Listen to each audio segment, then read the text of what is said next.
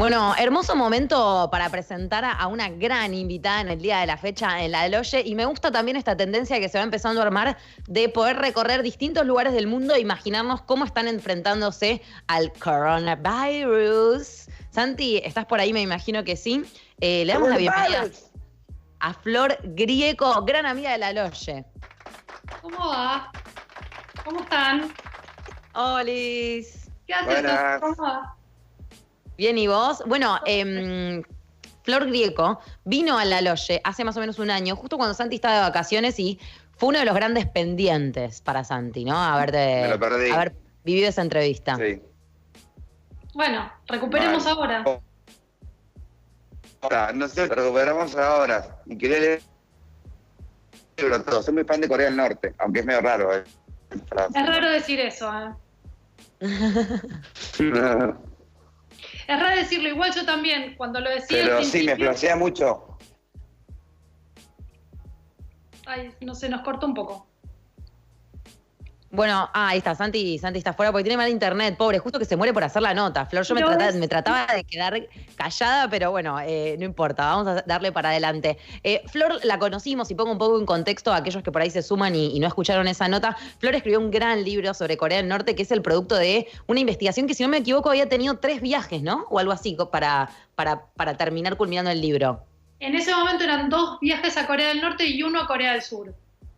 Ok. ¿Y ahora qué onda la situación actual que estamos viviendo con lo que te puedes imaginar de cómo se está comportando al respecto Corea del Norte? De Corea del Sur leí cosas bastante interesantes de cómo están tratando de atacar al coronavirus. Creo que, si no me equivoco, son el país que ha registrado a casi la totalidad de su población con respecto a si tienen fiebre, su salud, etcétera. Más o menos, sí. Mira, hay algo súper interesante que es, Corea del Norte siempre es un tema raro porque es como muy excepcional, pero en este caso Corea del Sur casi que es más interesante que Corea del Norte, lo cual es mucho decir, porque lo que estuvo haciendo con el coronavirus, como que es lindo, yo no puedo parar de repetirlo sola, me levanto y digo coronavirus, es muy interesante porque están súper a la vanguardia, así como a mí siempre me parece como se aplica un montón de cosas. Corea del Norte está muy en el pasado, pensemos que no tiene internet, que no está conectado con el mundo, que tienen muchas cosas lógicas medio de Guerra Fría, y Corea del Sur es el futuro, es completamente a la vanguardia en un montón de cosas.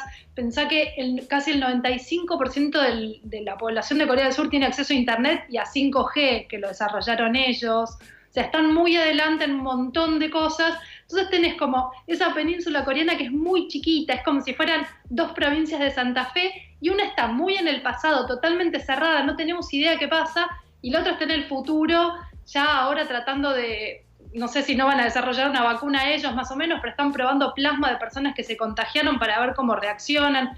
Testearon a 400.000 personas en menos de un mes. Hacen testeos. Es una locura. Ambulantes. Es alucinante lo que están haciendo. Y permitime que arruine este momento para decir que, más allá del internet que tenga cada uno, durante esta cuarentena está mucha gente con 5G. Bueno, malísimo.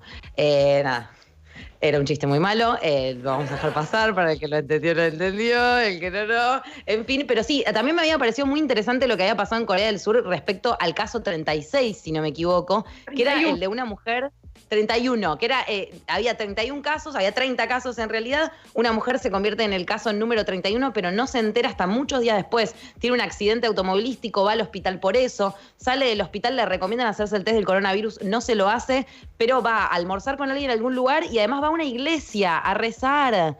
Y ahí entonces toda la gente que después iba a esa iglesia se termina contagiando, y en Corea del Sur se da esta característica de que ese caso 31 termina contagiando a un montonazo de gente. Sí. Pero mira, muy interesante eso. Más o menos el 20% de los casos de contagio en Corea del Sur se deben a esa mujer. Qué locura, ¿no? Es una locura. Igual hay que pensar que no hay tantos, al final Corea del Sur logró contenerlo. En un momento, mira, si vamos a mediados de febrero, que fue este caso 31, sí. Corea del Sur estaba en el peor momento, o sea, era el peor país con casos de coronavirus después de China. O sea, uno pensaba, sí, Corea del Sur estaba derrapando. Yo, de hecho, tenía programado un viaje en mayo por trabajo a Corea del Sur, y en febrero me lo suspendieron porque Corea del Sur se está yendo o sea, desbarrancando mal. Y en menos de un mes lograron controlarlo y ya hoy casi no se habla de Corea del Sur de los casos, más que para contar todas las cosas que están haciendo que son muy avanzadas. Lo que pasa es que esta mujer pertenece a una secta, que son bastante comunes algunas sectas. Obviamente todas las sectas son cerradas, pero las que hay en Corea del Sur son hiper secretas, no se sabe ni qué miembros tienen, es muy difícil entrar ahí, incluso para un gobierno que logra como controlar y tener información de un montón de población, es muy difícil.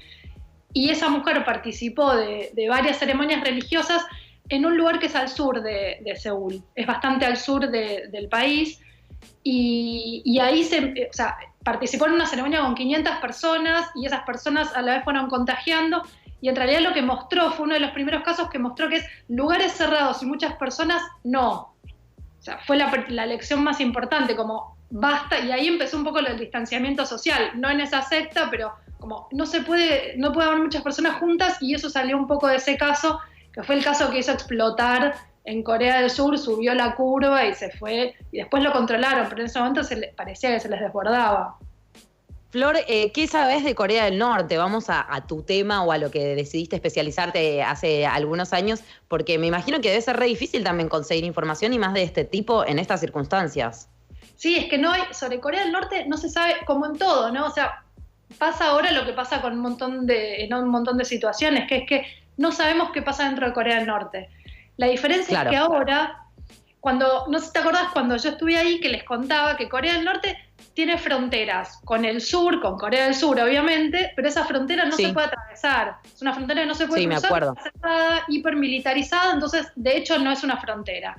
Y las personas de Corea del Sur, si quisieran ir a Corea del Norte, no pueden, primero porque son surcoreanos, tienen prohibido entrar a Corea del Norte, pero si quisieran atravesar esa frontera tampoco podrían, y los del norte tampoco.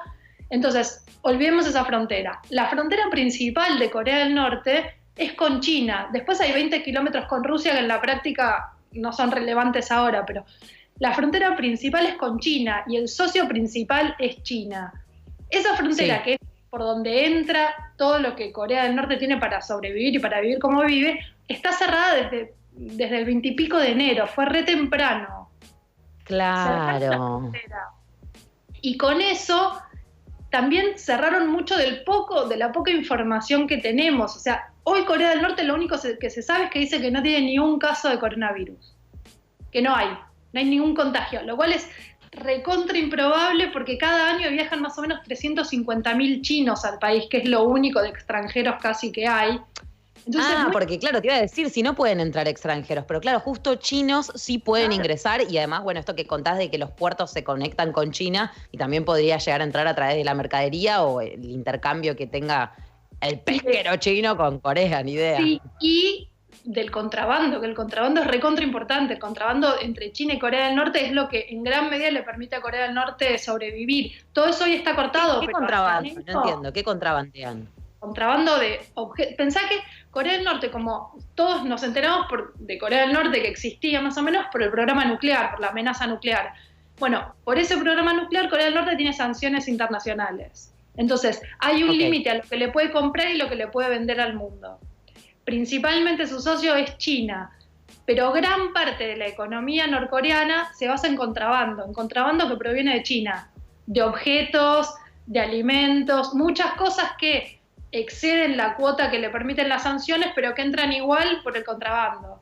Y ese contrabando en gran medida es a través de norcoreanos, pero de chinos. Y también hay un volumen enorme de turistas chinos que entran oficialmente al país, que son, la verdad, los únicos extranjeros que hay, porque los occidentales son muy poquitos los que entran.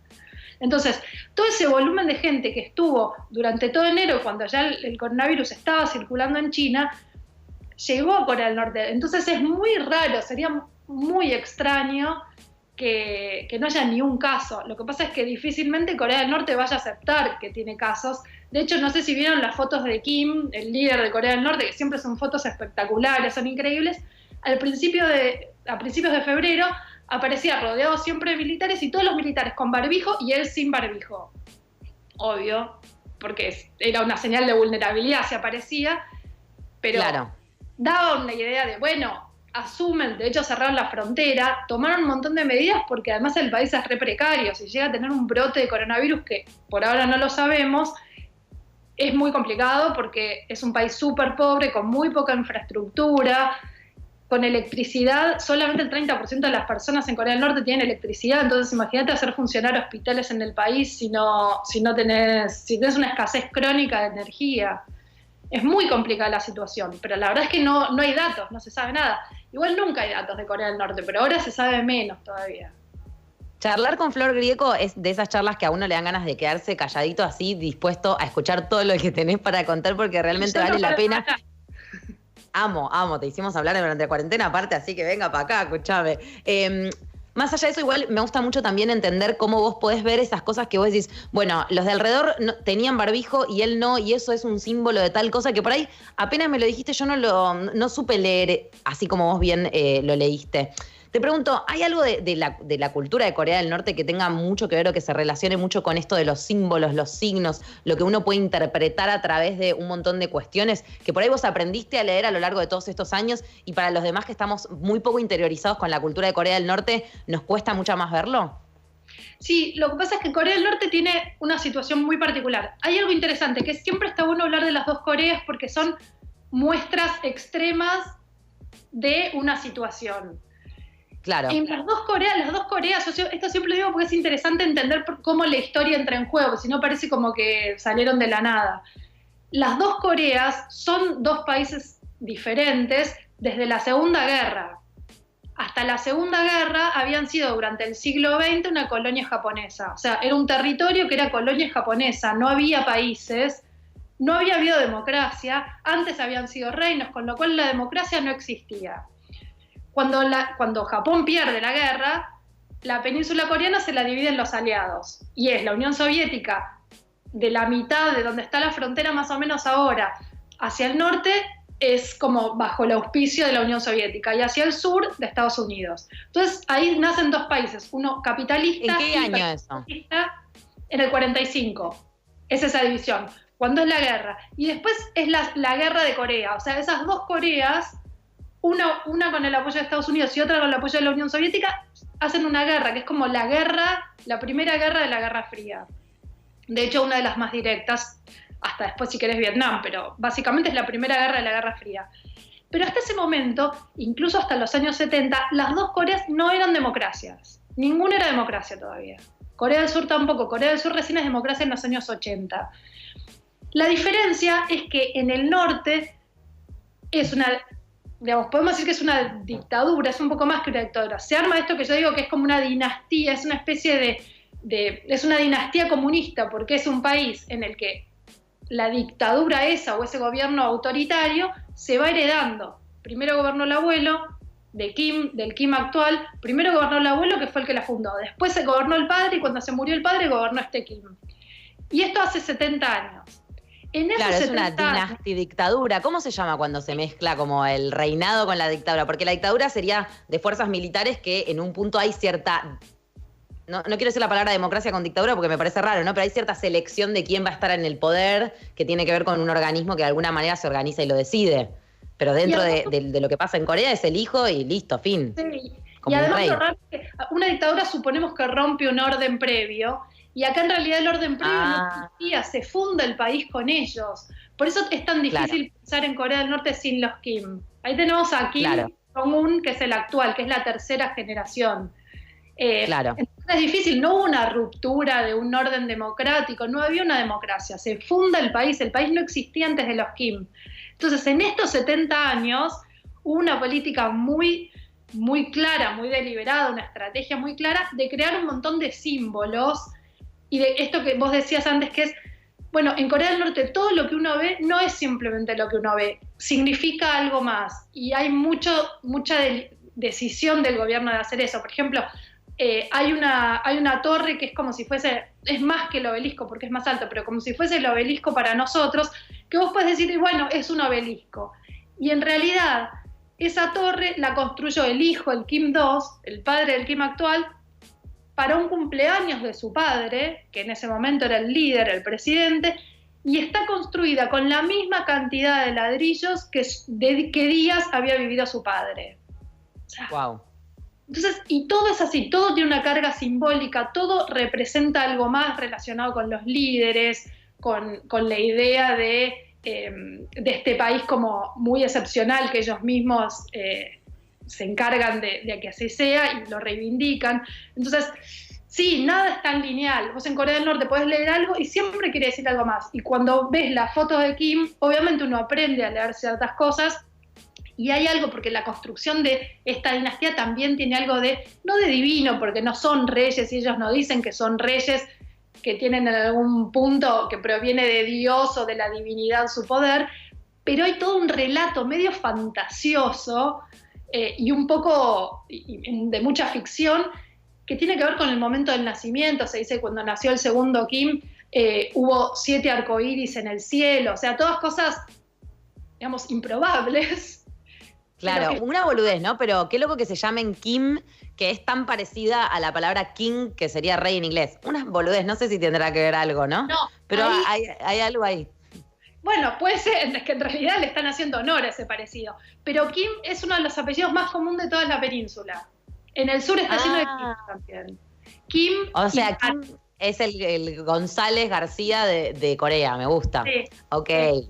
Vamos entendiendo. ¿En qué momento, Flor, dijiste, yo estoy empezando a entender un poco de Corea del Norte y estos códigos y estas cosas que están detrás de las palabras? Porque me imagino que en una sola visita no te habrá bastado para poder hacer como este escaneo de la sociedad, que seguramente en los libros no está, ningún profesor te lo puede transmitir, más que la gente de ahí o la experiencia de haber ido precisamente a Corea.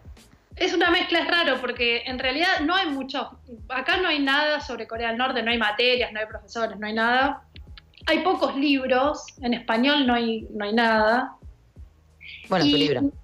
Bueno, claro, hasta que yo lo hice no había nada, ahora tenemos la piedra fundacional, pero es difícil también porque hay mucho bullshit sobre Corea del Norte, hay mucha cosa que no es real, que es distorsionada o que no es real, no solamente porque puede ser prejuiciosa, sino también porque no se sabe bien y se interpreta muy mal lo poco que hay. Entonces es difícil como medio de entrar en esa maraña de escasez y de distorsiones. Bueno, uno aprende medio a conocer quiénes son los expertos pocos que de verdad entienden bien lo que pasa, pero o sea, tengo que confesar que para mí haber ido fue un cambio increíble en cómo mirás el país. Por un lado, porque podés ver muchísimos detalles que desde afuera son imposibles de conocer porque no hay fuentes de acceso, porque realmente no hay información y porque no hay mucha gente que viaje. Entonces, ir ahí te da como una dimensión mucho más real, mucho más humana, porque ves personas. Siempre lo digo, uno cuando escucha cosas sobre Corea del Norte parece como que no viviesen personas. Nunca se habla de las personas que viven ahí. Y hay un montón de personas, y al verlas vos te das cuenta cómo viven, te das cuenta de lo diferente que viven respecto de nosotros, respecto incluso de Asia, de los parámetros de Asia. O sea, hay un montón de cosas. Es que en un punto, pensándolo con esto de la cuarentena, también como que ya viven en una pseudo cuarentena con respecto al resto del mundo, ¿no? Tal cual. Incluso para ellos, o sea, algo que tienen a favor, si bien el sistema de salud y, digamos, toda la situación sanitaria y económica es potencialmente un desastre, tienen algo a favor, que tienen controles de la población recontra aceitados y que forman parte de la vida diaria, con lo cual inmovilizar a la población es muy fácil y de hecho es esto que vos decís, no viven en cuarentena pero casi, la diferencia con vivir en cuarentena es muy chica, es un salto que se puede dar muy rápido. Entonces, controlar a la población, controlar el movimiento, los traslados es muy fácil porque eso ya existe. De hecho, la población, los propios norcoreanos, no pueden circular como quieren libremente por el país. Entonces, eso es automático, lo pueden controlar en un día. Sí, antes cuando empezamos a hablar con Santi, que hablábamos un poco, comparábamos que hoy en Wuhan, en China, donde empezó todo, termina la cuarentena, y comparábamos un poco el caso de China y de Argentina, hablábamos un poco de esto del control de la población también, ¿no? Y a ver, en el ideal a mí me parece una idea no muy buena, o sea, peligrosa, me parece bastante feo que controlen a la población, pero de repente ante un evento de este tipo es como lo más útil que puedes tener un control poblacional aceitado. Esto que, no sé, veíamos que en China de repente había alguien que viajó en el subte y en ese subte se encontró que había una persona que tenía coronavirus. Bueno, ¿saben quiénes estaban en ese vagón como para proponerles un aislamiento o obligarlos a un aislamiento en realidad y así evitar el contagio de la enfermedad? ¿Qué opinas vos de cómo se da el control poblacional y de toda esta dicotomía de alguna manera? ¿O no lo ves como una dicotomía, decís es malo, es bueno o lo que fuera? Es que me parece que es difícil como decir que es malo en sí, porque obviamente te puede dar un poco de pánico si vos decís, bueno, la vigilancia digital, y empiezan a tener, o sea, ya los datos de qué consumís y todo eso parece como insignificante, empiezan a saber dónde estás, qué haces, si te movés, si das un paso. Obviamente que es medio creepy pensarlo así. Lo que pasa es que hoy eso está subordinado a, bueno, es eso o muertes en cantidades como impensables. Entonces, bueno, sí, claro, si pones malo y peor, y bueno, malo no es tan malo como el peor.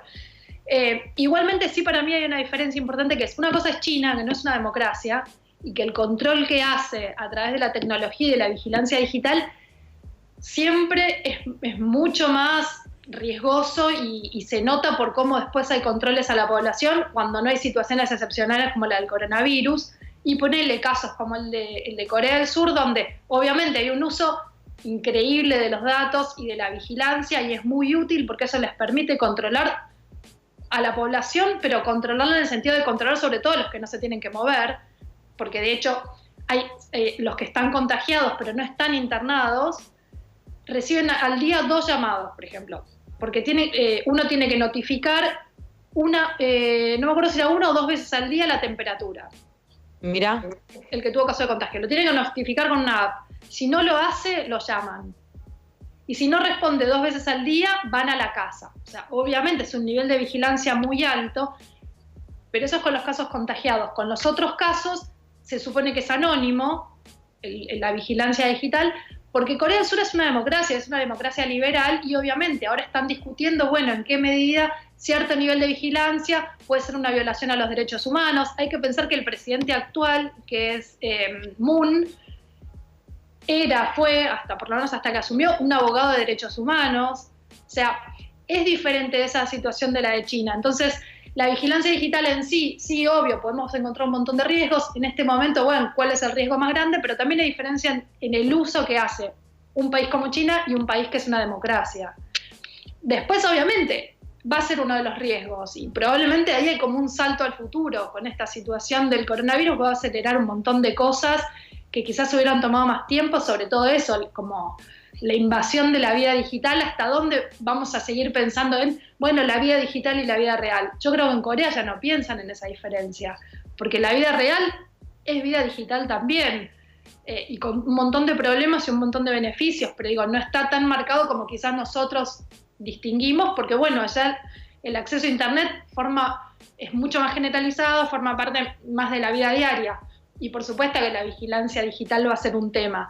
Pero insisto en que para mí hay una diferencia en democracias y no democracias, sean dictaduras, países autoritarios, lo que fuere, como el caso de China, que bueno, usa la inteligencia artificial para controlar también un montón de cosas así.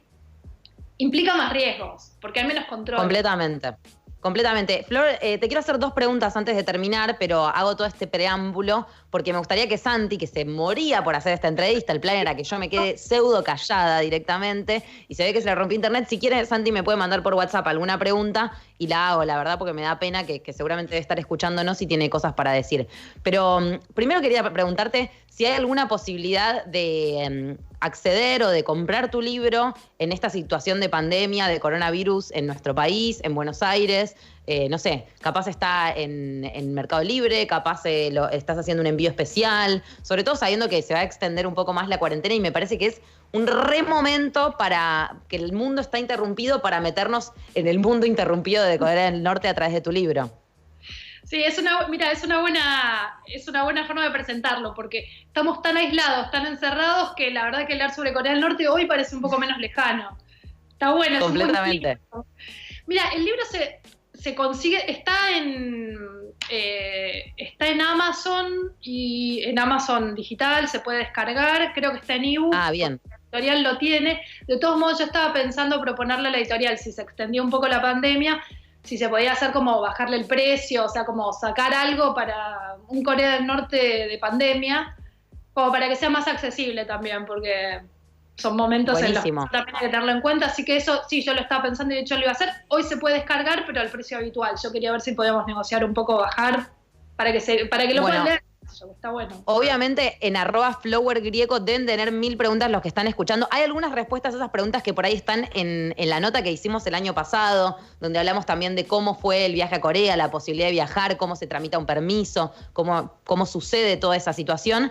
Pero también pienso en toda la gente de La Loye que en este momento nos está viendo y por ahí estaba a punto de empezar el año lectivo, estaba pensando qué estudiar o a qué dedicarse, o está estudiando periodismo y quiere como entender un poco de qué se trata esta rama que vos exploraste. Como, no sé, como que me cuentes un poco de cómo fue tu búsqueda a nivel periodístico, a nivel escritora, para llegar a este punto de la vida, ¿no? Que me parece re interesante.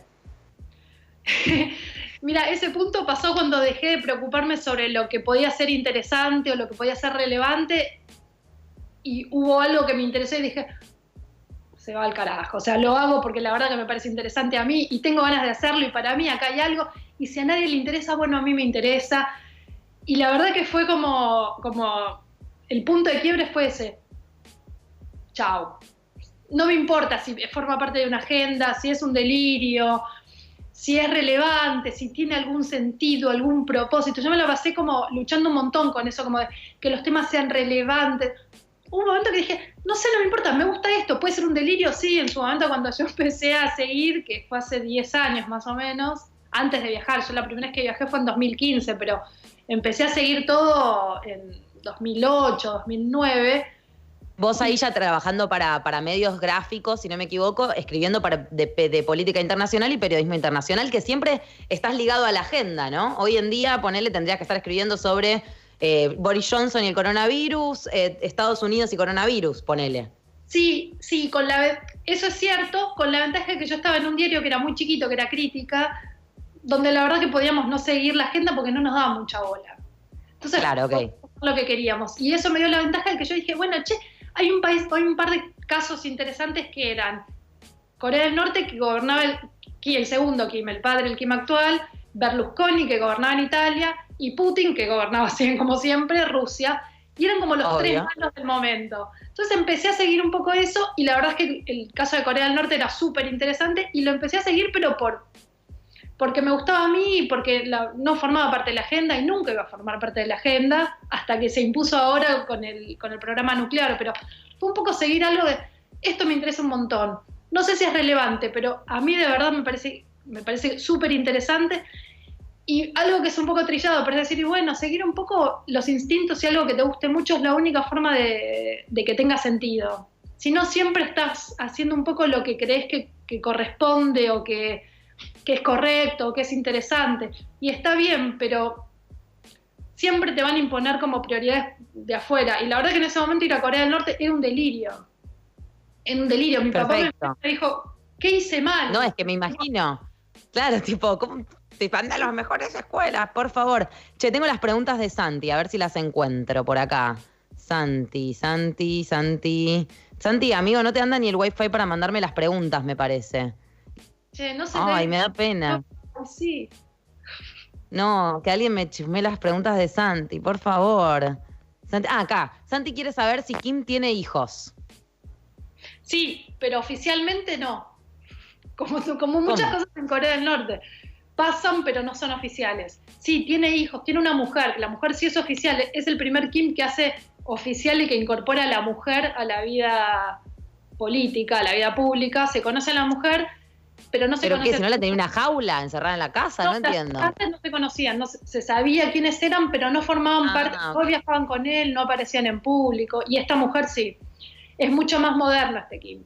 Para los parámetros de los otros Kim es mucho más moderno. Tiene hijos. Y Santi pregunta. Sí. ¿Cómo? Perdón.